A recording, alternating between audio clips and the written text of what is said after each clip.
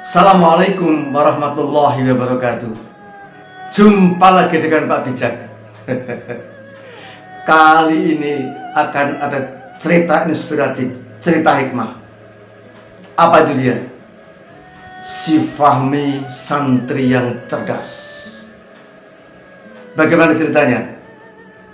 Pada suatu pagi, Pak Farid sebagai ustadz di pesantren itu, jam 8 pagi mengumpulkan para santri di halaman pesantren.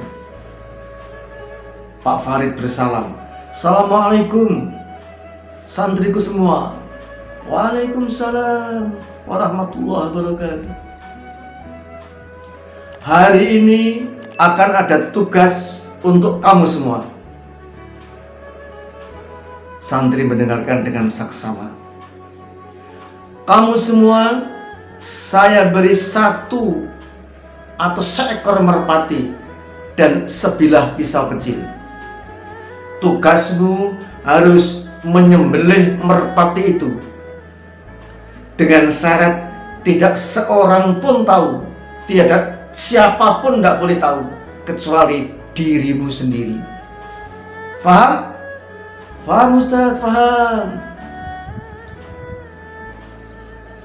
Nanti jam 12 siang kamu semua harus sudah kembali ke tempat ini dengan membawa merpati yang telah kau sembelih. Faham? Faham Ustaz, faham." Kemudian Pak Farid memberikan satu bilah pisau kecil dan seekor merpati kepada masing-masing santri. Bubarlah mereka mencari tempat yang terlindung, tidak terlihat orang lain, tidak terlihat yang lain kecuali dirinya sendiri. Mereka bubar, ada yang ke tepi danau, ada yang masuk kamar, ada yang ke hutan, dan lain sebagainya.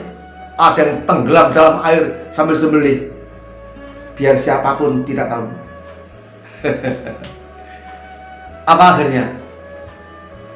Menjelang jam 12, mereka sudah berdatangan, sudah memenuhi kembali halaman pesantren itu. Jam 12 yang dijanjikan, semuanya telah terkumpul. Pak Farid bertanya kepada para santrinya, "Wahai santriku semua, apakah kamu semua dan teman-temanmu semua telah hadir di sini tepat pukul 12? "Sudah Pak, sudah Pak Ustadz." Ada satu anak mendekat, "Pak Ustadz, temanku si Fahmi belum kelihatan, belum datang. Tidak tahu kemana dia sekarang."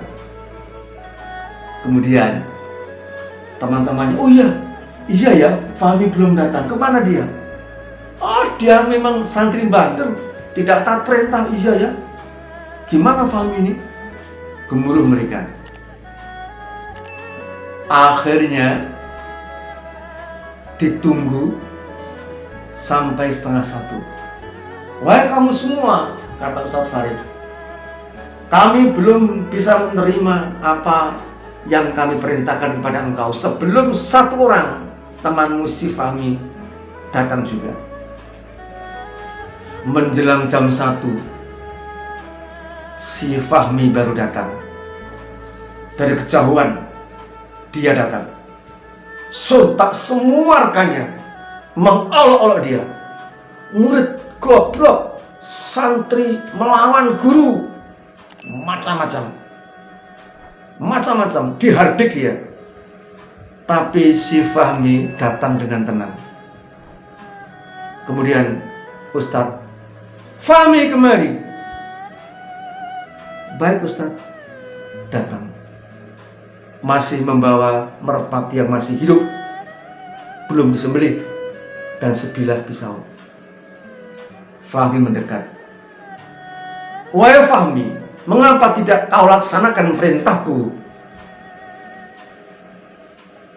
Ustadz, saya mohon maaf, kata Fahmi. Iya,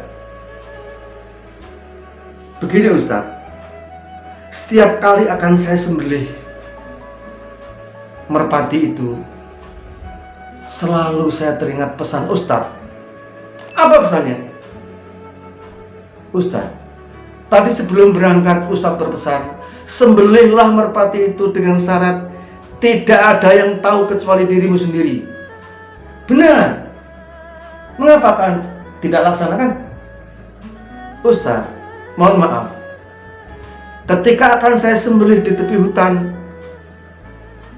teringat pelajaran Ustadz. Saya lihat tidak ada orang lain kecuali saya sendiri.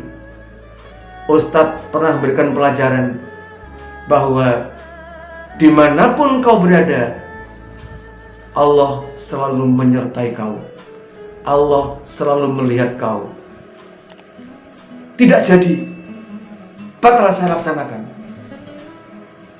Gemuruh dalam hati saya. Tidak saya sembelih, saya melawan perintah Ustadz. Akan saya sembelih selain saya dan melihat, yaitu Allah melihat saya. Masih ingat Ustadz berpesan pada murid-murid semua, wallahu ma'akum ainama kuntum. Allah bersamamu dimanapun engkau berada. Teman-temannya, para santri tertegun, berbisik-bisik, iya, benar juga ya Fahmi. Lanjutkan ceritamu, wahai Fahmi, kata Ustadz Farid. Kami mencoba Ustadz, sampai di tepi laut, di pinggir pohon nyiur yang rimbun, kami sembelih di sana. Batal lagi, kami tidak mampu, tidak sanggup menyembelihnya karena merasa diawasi Allah. Selain saya ada yang tahu, yaitu Allah. Maka kemudian dipanggillah mendekat si Farid di depan Ustadz dan dibelai-belai, dirangkul pundaknya oleh Ustadz, diangkat tangannya oleh Ustadz.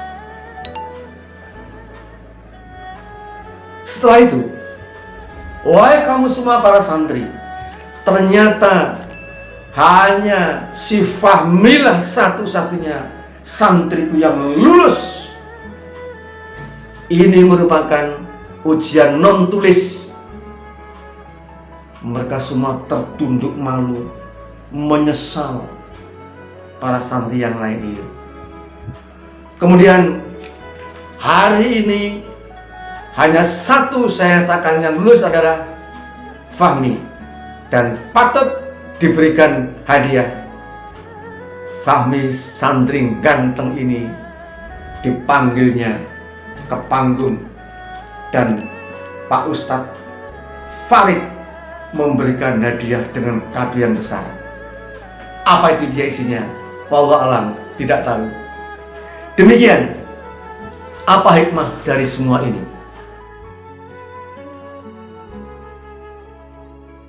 Hikmahnya adalah kita semua harus mengimani, meyakini bahwa selain kita, walaupun sendiri, ternyata masih ada zat yang maha tahu, yaitu Allah Tuhan kita.